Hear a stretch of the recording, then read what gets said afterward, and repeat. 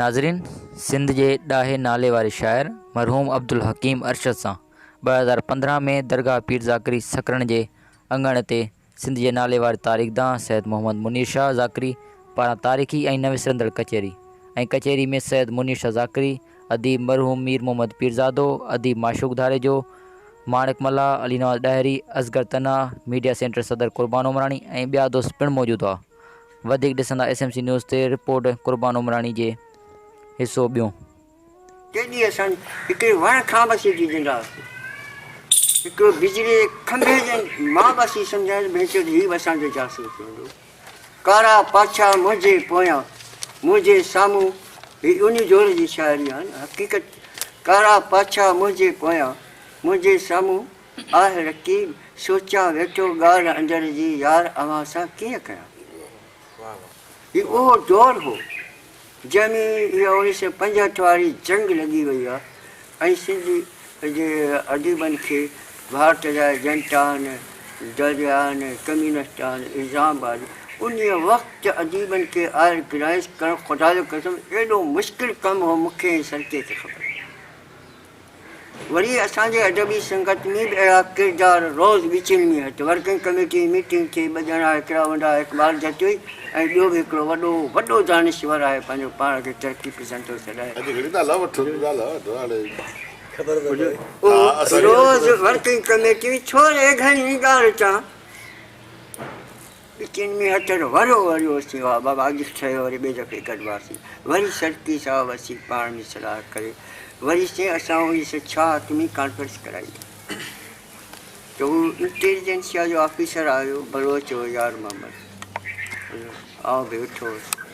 त हुन सरकी साहिबु तारीफ़ करायो त इहो बि असांजे अदबी संगत में चई ॿुधो अथऊं तव्हां कॉन्फ्रेंस पिया करायो, असांजे मथां ऑर्डर आयो आहे त बाबा हिननि जा त अलाए छा तालुकात ॿियनि ॿाहिरिनि मुल्कनि सां अलाए छा आहे ॻाल्हि, छा आहे तव्हां छा कंदा आहियो।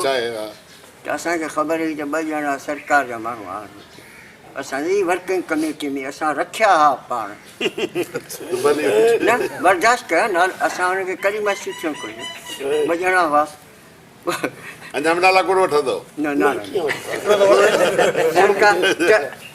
सरकीअ ॿुरे ॾिठो, चयो वाह ॾे जवाबु, तव्हांखे त हर हफ़्ते ख़बर पए थी त असीं कहिड़ो एटम बम था ठाहियूं, कहाणी था लिखूं, शाइरी था पेश कयूं ऐं तर्जो था कयूं, बसि खिलियूं थियण चई चङो भला कान।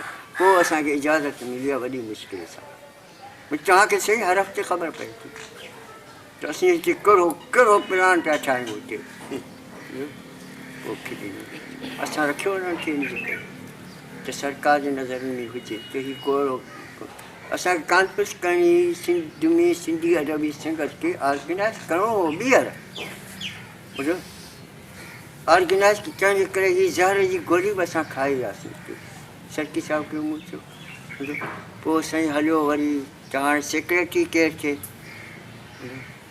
नालो आयो शमशीर जो। तंहिं ज़माने में शमशीर हिकिड़ो को नज़म लिखियो, अलाए काफ़ी लिखी हिकिड़ी काफ़र आया माला छा मिले जाए, उन ते रसीद शाड़ी वारा आहे बिगड़ा वेठा हुआ। नालो आयो कंहिं ॿिए जो, पोइ मूं नालो ॾिनो त साईं तनवीर अब्बासी, सभिनी धुरनि वटि मक़बूल आहे ऐं हिन ते एतिरो को न आहे, मुतनाज़ शख़्सियत न आहे। पोइ इहो तनवीर अब्बासी इहा मुंहिंजी तजवीज़ हो। पोइ सॼे सिंध जे अदीबनि जॾहिं नाला वरिता विया त बाबा हिन मां केरु, त सभिनी तारीफ़ उन हाल में असां उहा कॉन्फ्रेंस कई। उन खां पोइ सॼे सिंध जी हर हफ़्ते रिपोर्ट ईंदी हुई अख़बारुनि में, गॾिजाणी थी, हीउ थियो, हिन पढ़ियो, हिन नज़म पढ़ियो। न ऐं ॿी वॾी ॻाल्हि इहा आहे त हर शहर में बुज़ुर्ग असांजा जेके सीनियर हूंदा हुआ न, हा उहे उनजो हथु हूंदो हो अदबी संगत। नवाब शाह में काज़ी फैज़ मोहम्मद, हेछम ख़्वाजा, मुनीर सिंधीअ जो पीउ इहो छा थियो इदरीस, ॿुधो अहिड़ा माण्हू असांजे रहनुमाई कंदा हुआ नवाब शाह में।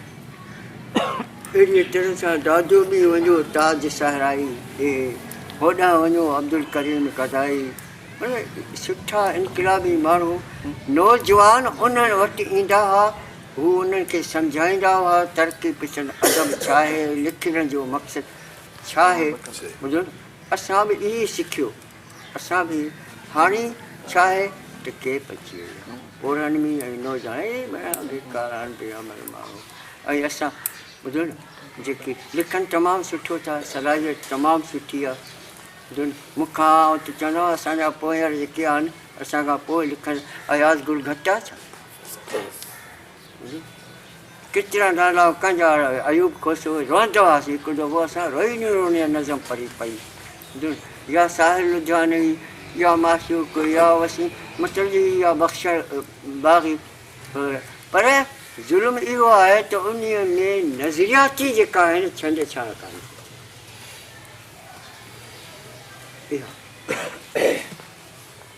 एतिरे क़दुरु मूंखे ॾुखु थींदो आहे त अहिड़ा माण्हू जेके पंहिंजे किताबनि में लिखनि था त अजीब अला नज़ीरे जो पाबंद हुजणु ज़रूरी न आहे, उन्हनि खे अवार्ड था मिलनि, पसीराई थी मिले, वॾा वॾा अजीब उन्हनि ते लिखनि था। किरियो वञे अजीबी संगत हिते अची पहुची आहे। ऐं जेके पुठियां साईं वारनि खे सभिनी खे दोस्तनि खे ख़बर आहे, जेके पुठियां इलेक्शन थींदियूं हुयूं ऐं हिक ॿिए जी मुखालफ़त जेका थींदी, पंपलेट मूं पढ़िया। सर्की साहिबु मूंखे हिकिड़ो दफ़ो ॾिसी मूंखे ॾाढो ॾुखु थियो ऐं ख़बर पई त हीउ पंपलेट लिखियो कांहिं आहे, लिखियो कांहिं आहे। उहो साईं अॼुकल्ह वॾा दानिश्वर आहिनि, स्टेजुनि ते अचनि था, ॿुधो, ऐं नज़रियाती उहा जेका छंड छाण ॻाल्हि हुई न, उहा उन मां असांजे अदब मां हींअर उहा त भई असांखे हाणे असां उन ज़माने में सिंधी अदबी संगत जो हुते उन कॉन्फ्रेंस में हिकिड़ो मंशूर पधरनामो, भई का बि ॻाल्हि हुजे तंज़ीम कंहिं पधरनामे जे दाइरे जे अंदरि ई हली सघी, या बाबा हिन जो मेंबर थियो आहे त हिन पधरनामे खे क़बूलु करिणो पवंदो। हा, जे न ई त पोइ तूं आज़ादु आहीं, ॿाहिरि आहीं, पोइ असांजे अदबी संगत जो तूं मेंबर न आहीं। उन पधरनामे जे ख़िलाफ़ु तबक़ाती निज़ाम आहे। उन पधरनामे में असीं कंहिं बि इंसान ज़ात में मतभेद या क़ाइल कोन आहियूं। असीं इन दुनिया में अमन एकता इंसान ज़ात में इन जा अहिड़ियूं अहिड़ियूं ॻाल्हियूं सरकी साहिब ऐं मूं गॾिजी पधरनामो ठाहियो हुजे। साईं हीउ जुमिलो वधाएसि भला। हा बाबा वधाइनि था। वरी अलाह जो फज़ल आहे, न कॾहिं उहिदे जी लालच, कॾहिं कॾहिं मिलण जी कोई ज़ोर बि रखियऊं, पछाड़ी में विड़ी जॾहिं झांगा थिया न ऐं बाक़ाइदे ख़राबु हालत थी वई न, पोइ 3 महीननि जे लाइ मूंखे कयो, पोइ मुंहिंजी बदिली थी वई। कराची संगत जी कयो। हा कराची अदबी संगत जो 3 महीननि जे लाइ। त हींअर उहा ॻाल्हि आहे कोन, कंहिं बि वॾे सां ॿुधो उन्हनि जो जेके आहिनि या सिखण साईं मूं लिखियो न, हीउ 1980 खां पोइ राशिद मोराई जो किताबु छपियो, उन ते जेको पेश नज़म मूं लिखियो आहे, मुंहिंजो मज़हब आहे। वरी अवाम अदब अदीब नाले सां मूं मक़ालो लिखियो त बाबा तरक़ी पसंदि अदब आहे छा, दुनिया जे अदीबनि जा उन में हवाला ॾिना मूं। ॿुधो मुंहिंजो मज़हब असीं हीअं लिखूं, ठीकु आहे। अलामतुनि में साहिल लुधियानवी, फैज़ अहमद फैज़, ॿियनि तरक़ी पसंदनि बि इश्क मां ख़ुदि जेको सरदार अली जाफ़री ऐं ॿिया जेके बि हुआ, उहा बि ॻाल्हि, पर इहा असांजी अलामत आहे। अलामत आहे, मूं लिखिया। अफ़सोस आहे उन मां केतिरो हो जेको मुंहिंजो आहे मक़ालो अवाम अदब अदीब, उन ज़माने में मूं ॿियो लिखियो रुञनि में रड़ची। ॿुधो न, उन में ॻाल्हियूं कयूं बाबा पंहिंजी फिक्री जेका आहे उहा हासिलु कयो। ऐं हींअर जेके बि दोस्तनि कयाऊं ॿाहूं ॿधी सभिनी खे चवां थो बाबा पढ़ो, दुनिया खे पढ़ो, दुनिया जी तारीख़ पढ़ो, सिंध जी तारीख़। हीअ सिंध छो बर्बादु थी, ऐं ॿुधो न छा सिंध आज़ादु उहा त थी परे ॻाल्हि, पर असां खां त कराची बि वई हली किताब में। त हुननि छा कयो यहूदियुनि बि ईअं कयो, पंहिंजो पाण खे वरी रीऑर्गनाइज़ कयो। हाणे आउं अचां थो थिंकर्स फोरम ते। हा, मूं ॿुधो आहे, मूंखे पहिरियों दफ़ो हिस्से में ख़बर पई त साईं जन हिकिड़ो थिंकर्स फोरम। महिरबानी कयो, ऐं बेहैसियत उस्ताद न पर हिकिड़े ख़ादिम जे तव्हांखे अर्ज़ु थो कयां, असांजा त हाणे हाल हीअ थी विया आहिनि। ॿुधो न, तव्हां वटि लाइब्रेरी बि आहे, तव्हां वटि जॻह बि आहे, वसीला बि आहे। बाबा हिन नौजवाननि खे ॿुधो न, पढ़ायो, सेखारियो, सम्झायो। तव्हां बाशऊर आहियो, तव्हां तरक़ी पसंद सोच खां आरस्ता आहियो, तव्हां ॿुधो उन में हीअ 2-4 छोकिरा। बाक़ी हिन जी तनज़ीमकारी कीअं कमु मूंखे ख़बर न आहे, केरु मेंबर आहिनि, छा आहे, ॿुधो न। पर थिंकर्स फोरम में नालो ई मूं पहिरियों दफ़ो साईं मुंहिंजे वीचार में। त हाणे हिन जी कीअं थियणु खपे, कीअं छा थिए, इन लाइ वरी कॾहिं पोइ हयाती हूंदी त ॿी गॾिजाणी थींदी, जेका फ़क़ति तव्हां सां थींदी, उहा ऐं तव्हांखे तरीक़ेकार ॿुधाईंदुसि जेको मूंखे सम्झो। पोइ हाणे आहे सभु कंदो पंहिंजो तजुर्बो, ऐं पंहिंजे जेको शऊर जे आधार ते तव्हांखे सम्झाईंदुसि त हिन खे हीअं करे हलाइणो आहे असांखे। ऐं हिकिड़ी ॻाल्हि, हीअ छोकिरा आहिनि वीचारा, ॿुधो हिन ते हथु रखो, साईं बि उमिरि आहे, अचो तव्हां गॾिजाणी कयो हिते, तव्हां हिननि खे शऊर जो रस्तो ॾियो। कचिरा हिकिड़ो आहे आगा इफ्तिखार हुसैन जो, क़ौमों के ज़बरदस्त किताब आहे उर्दूअ में, ॿुधो न, तरक़ी पसंद ज़बारनि इन नाला कंहिं छपरायो। आगा इफ्तिखार हुसैन जो क़ौमों के शिकस्त व रेख़्त के असबाब का मुतालिया। क़ौमूं कीअं थियूं टुटनि, या असीं दावा कयूं असीं दुनिया जी मुहज़ब सुधरियल मुनज़म आर्गनाइज़ क़ौम आहियूं, असांजो को मटे कोन्हे को पोइ त ठहियो। या जेकॾहिं असीं सोचियूं था त वाक़ई असीं बीमार आहियूं त असांखे पंहिंजे बीमारीअ जी तशख़ीस बि करणु खपे ऐं इलाज बि उन बुनियाद ते करणु। पहिरियां तस्लीम कयो न त बीमार आहियूं, पर असां त अञा मुंहनि जे दड़े जा वारिस आहियूं, अञा अज़ीम आहियूं, सूफ़ियत जी सरज़मीन आहे। पोइ हींअर छा मां छो थियासीं असीं, त इन छो जो जवाबु असांखे मुतालिए सां, इल्म सां, फ़िक्र सां, सोचण सां मिलंदो। हीअं न मिलंदो। हीअ पढ़ो, हीअ बाबा हीअ उर्दू वारा तव्हां खां 1000 क़दम हीअ पढ़नि था, हिन जा किताब तव्हां खोले ॾिसो, हीअ अहिड़ियूं त अखियूं खोलीनि था असांजूं, ऐं त हैरान थी वेंदो आहियां। हिकिड़ो नओं किताब मूं पढ़ियो ऐं पोइ आउं त वरी चरियनि वांगुरु उन किताब जे पुठियां लॻी पवंदो आहियां, जेसिताईं न मिले न पोइ मुंहिंजो सुख पुटल। हिकिड़े माण्हू मूंसां ॻाल्हि कई, हिकिड़े हंधि वेठा हुआसीं, उते हिकिड़ो आहे किताब कुतुब खानो 150 सालनि जो आहे, अञा मथे जो, जूना मार्केट में अबासी कुतुब खानो। उहो मुंहिंजो दोस्त आहे, उनजो पीउ बि मुंहिंजो दोस्त हो। असांजी बि यारी हिननि किताबनि जे करे। पोइ उते हिकिड़े किताब जी ॻाल्हि, हाणे तव्हांखे ॿिया किताब ॿुधायां, हुनजो कहिड़ो M.N. राय जो जेको हूंदो त इस्लाम जो असरु कीअं थियो हुन ते, हिंदुस्तान ते। M.N. राय जो छो इस्लाम हिते कामयाबु वियो ऐं हेॾी सारी हिंदू तहज़ीब जेका हुई ऐं जेको उहो टुटी वियो, माण्हुनि क़बूलु कयो, सबबु छा? M.N. राय जा इहे शयूं बाबा पढ़ंदो न, पोइ ॾिसो त हाणे असां खां कहिड़ी ग़लती थी आहे। ग़लती असांखे कहिड़ी, पंहिंजी पहिरें पंहिंजो पाण खे सम्झूं त इहा आहे क़ौम जी ख़ुदि शनासी, पोइ आहे जग शनासी। हा ख़ुदि शनासी, आउं किथे बीठो आहियां, हा छो बीठोसि, मूंखां कहिड़ी किथां मुंहिंजो पेरु छड़कियो आहे, कंहिं मूंखे धिका ॾिना, कंहिं ॾिना। रुॻी सियासी सोच में सही न आहे, ॿुधो न। हा फ़िक्री जेको आहे न, इहा उन खां पोइ असांखे त उन्हनि दुनिया जूं क़ौमूं बुरियूं आहिनि। अॼु 2 आङुरनि ते इसराइल आज़ादु आहे, को उते झगड़ो कोन्हे, को कंहिं बि क़िस्म जो को झगड़ो कोन्हे, को सॼी दुनिया खे नचाए पियो। आहिनि घणा, अधु कराची जेतिरा, 40 लख आबादी। हिंदुस्तान जो हिकिड़ो राइटर आहे मौलाना वहीदुद्दीन, ॾाढा सुठा किताब आहिनि उन जा, ॾाढा सुठा किताब आहिनि। ऐं उहो अॻे जमात इस्लामी जे इंडिया जो मजलिस शूरा जो मेंबर हो, उन खां पोइ हुन इस्तीफ़ा ॾिनी ऐं हुन तर्जो कयो आहे बाक़ाइदे हिंदुस्तान जे उनजो असांजो, त उन में उनजा ॾाढा सुठा तर्जा आहिनि। मूं वटि हो पर मूं ॿोए साहिब खे ॾिनो हो, वठी वियो किताबनि जो हो ॿुधो त उहो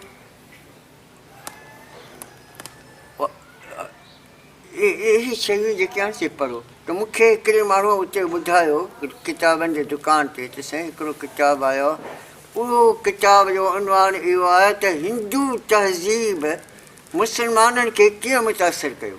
हीअ नई ॻाल्हि।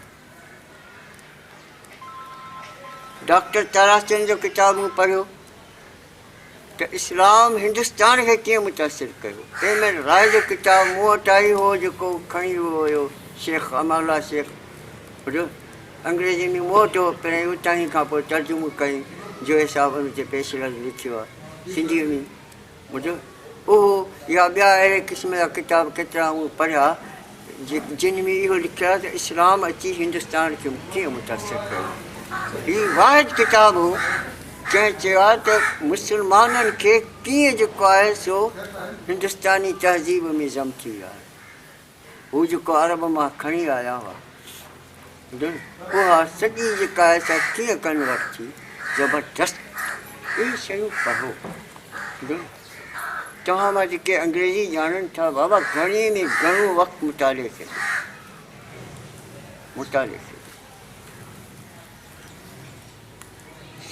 ॿिए जी जेको आहे डिक्टेशन उन खां बहितर आहे त आउं पाण सम्झां उन ॻाल्हि खे।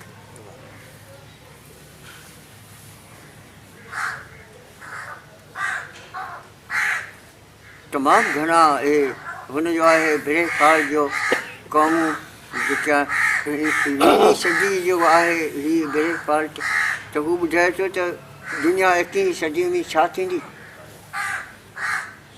कीअं थींदी। हिते अहा वटि हिकिड़ी इहा ॻाल्हि अचनिसि साईं मुनीर शाह खे वरी बि आउं इहो अर्ज़ु कयांसि बाबा, 2-4 छोकिरा तयारु कयो ऐं उन्हनि खे सम्झायो, लाइब्रेरियुनि मां किताब खणी, तव्हां तमामु सुठा किताब आहिनि, पढ़ायो। ऐं ॿी ॻाल्हि त जेके हीअ वीचारा इहा मूं साईं अब्दुल रसूल जे उते कचहरी में चई ऐं ॿारहं चवंदुसि त रुॻी असीं न आहियूं, हीअ वीचारा अक़लियती माण्हू, आख़िर उहे बि त असां हिन वण जो हिसो आहियूं। हा, कीअं छो असां उन्हनि खे धार करे छॾियो आहे, छो असां उन्हनि खे निगलेक्ट करे छॾियो आहे।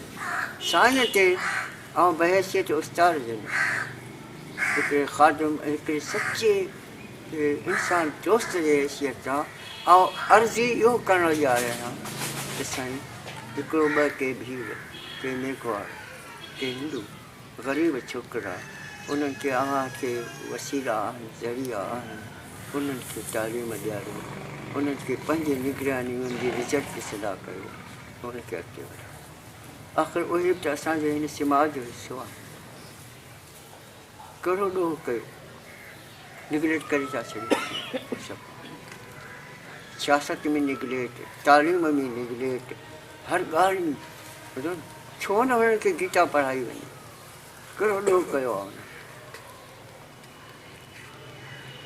त आउं साईं ते ऐं दिलि मां अॼु घरां निकितसि त मूं चवनि इहो ई अर्ज़ु कयो त मूं बि ईअं कयो आहे। 2-4 छोकिरा जिते मूं कराची में पढ़ायो, हाणे आउं पर साल बीठो हुउसि हिकिड़े स्टोर ते, त हिकिड़ो माण्हू कार ते आयो, उन सां गॾु उन जी घरवारी बि, ऐं ॿारड़ो बि हो। मूं पंहिंजे घरवारीअ लाइ दवाऊं पे वरितियूं, हू बि दवाऊं वरितियूं। दवाउनि खां पोइ हू मूं ॾे निहारणु लॻो यको, जेसि ताईं रश हुई न, त रमज़ान में रोज़े खां पोइ खुलिया स्टोर, त रश ॾाढी हुई, त हू रुॻो वठो मूं चयो मेरा जेको वारो आहे मूंखे पंहिंजी, छो त इहो असांजे इलाइक़े में उते घर जे हेठां ई 10-12 वेठा हूंदा हुआ उते।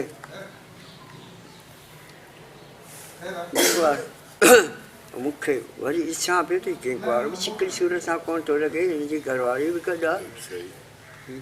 आख़िरकार दवा हुन बि वरिती मूं बि वरिती जॾहिं आउं ईअं पुठी वरिती वञणु लॻुसि त मुंहिंजे कुल्हे ते अचे हथु अचे मूंखे चयईं त साईं तव्हां टीचर हो न? मूं चयो हा टीचर। तव्हां हिन जे स्कूल में टीचर हूंदा? मूं चयो हा। साईं तव्हांखे यादि आहे त क्रिश्चियन 8वीं क्लास में हिकिड़ो छोकिरो हूंदो हो जेको शाह लतीफ़ जो असांजी अदबी मजलिस थींदी हुई न, हुनजो आवाज़ु ॾाढो मिठो हूंदो हो। उहो जेको आहे न शाह साईं जो कलाम आ राणा रह रात तुंहिंजे चांगे खे, इहो ॿुधाइणो पर हुनजो आवाज़ु एॾो हूंदो हो जो बसि वणंदो हो ॾाढो। सो उहो हिकिड़ो क्रिश्चियन मूं चयो हा मूंखे यादि आहे उहो छोकिरो ऐं उहो आहे हाणे हो छा त उते आउं जॾहिं पढ़ाइणु वेंदो हुअसि त 2-3 ॾींहं कमीस सलवार